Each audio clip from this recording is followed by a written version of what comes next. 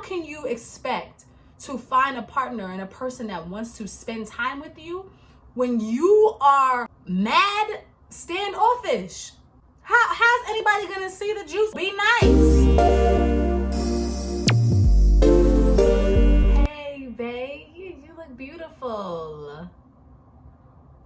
If you're new here, how you doing? Welcome. I'm Kalilah, and this is Keeping Up with Kalilah. And today's episode, so many things I want to say that this might even have to be a two-parter. It's just so much tea. This is a video about dating tips, and this is from a guru. It's not even self-proclaimed. It's just people who know me know that I have what it takes. If you are interested in getting the tea, getting the scoop, getting the lowdown on the information that has allowed me to prosper in dating, stay tuned. First, I'm gonna give you some background. My last name is Black, and my friends have called me Black Magic. These are friends who've known me for almost 20 years. People who know me and who have seen me and operate in dating. And I asked them two questions. I said, what is Black Magic? Please describe it to me. And I also said, why should people take dating advice from me? So I'm gonna read them, and just to give you some background and some information so that you understand where I'm coming from and why I'm telling you what is tea. Everybody has the juice to find a loving, committed, loyal, vibrant partner, and all we need to do is just shift a little bit so that you can find that and open yourself up and click. This is one of my friends. Black Magic is your magnetizing pull. It is your ability to catch the attention of men you're interested in. Wherever you are, men are drawn to you on some moth to the flame type vibes. They want to please you and impress you. It's the effect you have on men. It's like once they come in contact with you, they all want to marry you. I can't fully explain it, but it's sorcery, and I want in. One of my other friends. Black Magic, a magnetic force that draws all men towards Kalilah Black and makes them want to give her the moon, the world, the stars, and planets. It's irresistible. So that's what Black Magic is, and I want to share that with you guys. Why should you take dating advice from me? This is why. Kalilah is a researcher's dream. If there is a book to read, a video to watch, a conference to attend, to become well-versed and knowledgeable on the subject, she is going to do that. Her love for research mixed with her actual life experiences makes it easy to accept relationship advice from her. She wouldn't tell you to do anything she wouldn't do herself. My friends be knowing. Y'all better listen to them. Y'all better listen. Let me just also give you some background and some vulnerability. I just only recently accepted the Black Magic term, as in like probably within the last 3 years. Just tell me, and just it would be example after example, and I would just be like, everybody can do this. That's not manipulative, it's not calculated at all. So I didn't understand it until I started to like accept the words that my friends were saying, examples, and being like, okay, I guess I could understand how that is happening and it's not happening in their lives. What's going on? I have been able to see things that my friends do and most people do that I don't do, and it's just not something that comes up. So I wanted to give you my go-tos moving forward. I'm only gonna give 3 because I can go on for a long time. This is a really exciting subject for me, and we frankly don't have the time. But right now, let's jump into it. The first one may sound like a joke, but I'm just gonna say it. Be likable. Be pleasant. Show your charm. Do y'all watch Married at First Sight? There's this couple on there, and the interviews that she was having with the producer, she was gushing and she was saying like, oh, I think he could be the one. I really like how compassionate and how attentive he is, and I really enjoy his energy. They were on a date, and he's asking questions to get to know her. He asked her, do you like romance? Are you into like romance and romantic things? And she's like, yeah, I like romance, it's cool.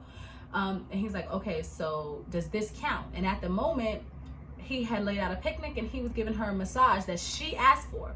She said, if I didn't like it, I wouldn't be here. If I didn't like it, I would have said no. Well, that's not pleasant. What type of energy is that? Like, why not just say, yes, I enjoy that. This is right. Like, this is actually Wonderful. Thank you for doing that. Like, some people think that this like feisty barrier thing is a plus. It's a pro. And granted, I'm a New York chick. I was raised off of banter. I'm not talking about banter, but when you're talking about when a person is getting to know you and asking questions to learn your likes and dislikes, be open. Tell them what you want. Be in a way that's likable and in a way that's inviting. It is okay to smile. It is okay to let a person know that they're affecting you. It is okay to shine your light that's within you. Now, I'm not only speaking to women, it's just this is the lens that I'm using. This can be applied to anyone, all of these things, because I personally think this is all about energy and mindset. And a sub point on that is those qualities that you've listed in a man that you want, be those things on your first date. Oh, I want a man who's attentive. I want a man who's smart. I want a man who is compassionate. I want a man who is giving.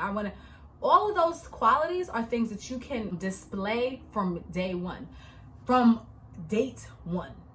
And what I've come in contact with is that there's this idea when people are dating that you hide and you hold back a portion of yourself in the dating stage until that person declares their loyalty to you. And that's when you show how bomb and how good of a person you are. I do not believe in that. Why would you hide your goodness? So if you're being stush and if you're being just a feisty, bitey type energy, that's the type of people that you're going to attract. When we're talking about going on a date, most of the times when you're meeting a person, especially for just going on a first date, even after you've been speaking, there's an energy of nervousness. I don't know what's gonna happen. What I do is when I go on a date, I look forward to it. I'm purposefully thinking that this is gonna be a fun experience. So I'm going into this date with a pleasant and likable energy. Also, if there's something that has shifted that energy and something's in your spirit that's making your emotions and your energies shift or off, acknowledge that. Say that. This is communication, because remember, this is the first time this person is dating you. Let the person know where you're at emotionally and vibe-wise so that they can move forward. This likable and present energy is also just being that way all the time. I think of it as being open. You know, if I'm at a function and a man looks at me in a complimentary manner, my immediate reaction in life is to accept that energy. My eyes are saying thank you. You know, my eyes are not saying, oh my gosh, or he looking at me, oh boy.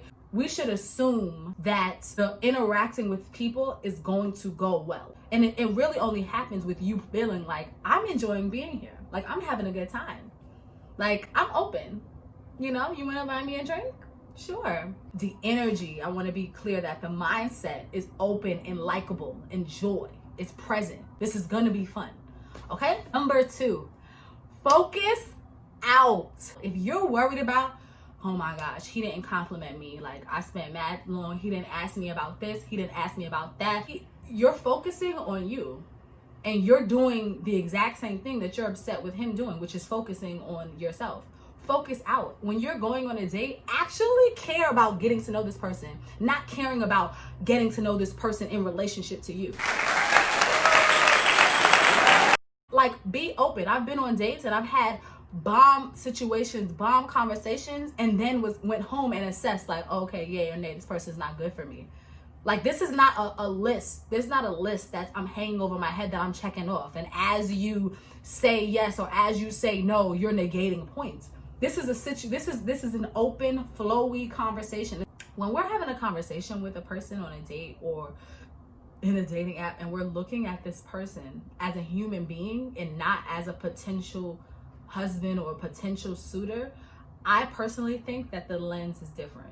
And this is not to say that you can't get excited about it, but that pressure is released because it's like, oh, he's cool. Like, you know, it's less of a pressure. So be open to really getting to know this person for who they are and see what you can add. Like, for example, if you're on a date with somebody and, you know, they come and they scoop you in the car and they go and they park and, you know, you jump out, you know, swipe your card and pay the parking, or give a compliment on, you know, their car, their parking skills, or say, like, be in contribution, whether you giving good vibes, whether you giving good words, or just good energy. Like, be happy and be nice.